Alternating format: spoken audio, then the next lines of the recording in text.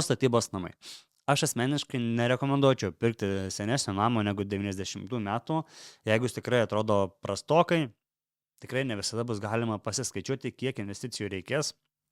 Gal geriau tada pirkti prastesnį dar namą ar sodybą, nusigriauti ir statyti savo naujus namus, nes ne visada galima pamatyti senam name, kiek kainuos remontas, rekonstrukcija, tad tiesiog pasigalvokit, ar tikrai to norit. Bet jeigu norit ir einat, sakykime, į senesnį namą, atkreipkite dėmesį į stogo konstrukciją. Jeigu mediena yra tvirta, nesupuvus, viskas gerai, nekliba, tai problemos jau čia kaip ir didelės nėra, bet vis tiek pats stogas gali kainuoti apie 10 000 eurų ir daugiau priklausomai jau nuo ploto. Kitas dalykas yra šildymo sistema. Tai jeigu šildymo sistema yra sena, špižiniai radiatoriai ir yra nekūrenta bent jau porą žiemų, tai jau žinokit, kad bus problemų ir galimai reikės vėl šildymo sistemą keisti ir iškart eit gyventi negalėsit. Po šildymo sistemos reikėtų pasižiūrėti elektros galią ir kiek kainuos pasikelti. Dažniausiai būna 3, gal kartais 5-7 kW. Tai reikia pasiklausti savininkų, kokios galios yra įvadas, kad iškart būtų aišku, ir pasižiūrėti ESO svetainėje, kiek kainuos pasikelti galią būtent tam name, kad galėtumėt kokybiškai ir patogiai gyventi.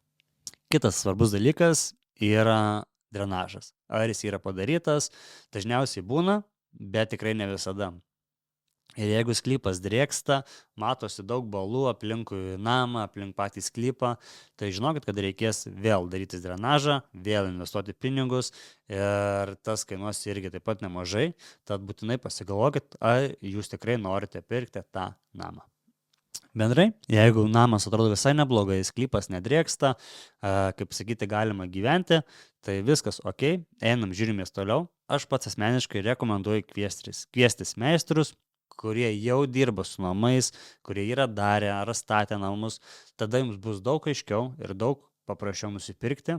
Nekvieskit brokerio, nes mes vis tiek dažniausiai tik pardavinėjom, nors ir turiu patirties nemažai, aš vis tiek rekomenduoju kviesti specialistą, kuris būtent su tuo dirba ir jums pasakys, kaip išspręsti vieną ar kitą problemą ir kiek tai kainuos.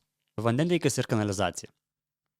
Tai dažnai seni namai neturi kanalizacijos arba ta kanalizacija tokia, kaip sakyti, prasta, subėga viskas į bačką, tai turėkite omeny, kad reikės traidenio ar kitos valymo sistemos, kuri kainuoja apie porą tūkstančių, gali kainuoti ir daugiau priklausomai nuo gyventojų skaičiaus, ir vandentiekis. Tai jeigu vanduo yra šulinio, kaip ir viskas gerai, bet tikriausiai vis tiek norisi švaresnio, geresnio, grynesnio vandens, tai drenažas gali kainuoti ir 5 000, bet gali kainuoti ir 10 000.